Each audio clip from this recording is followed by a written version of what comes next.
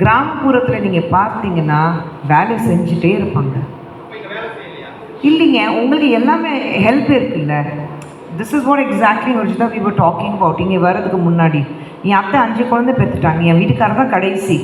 ஆனால் வீட்டில் இன்றைக்கி 93 வயசில் நடக்கிறதுக்கு கஷ்டப்படுறாங்கன்னு தவிர கை பிடிச்சாங்கன்னா உங்கள் கை கிரிப்பை நீங்கள் எடுக்க முடியாது.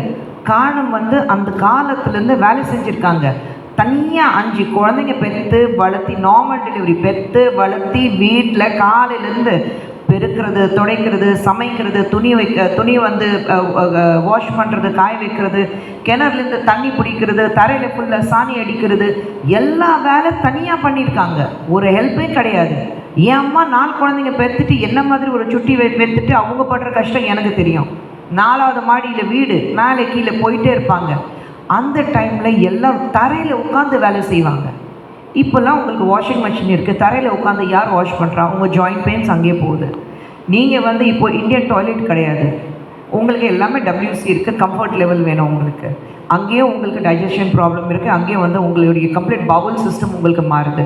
ஸோ ஐ திங்க் இது எல்லாமே கிராமத்தில் இருக்கிறவங்க. இப்போ நீங்கள் சொன்னீங்கன்னா எல்லோரும் வாய்க்காலில் வேலை செய்கிறவங்க கிராமத்தில்.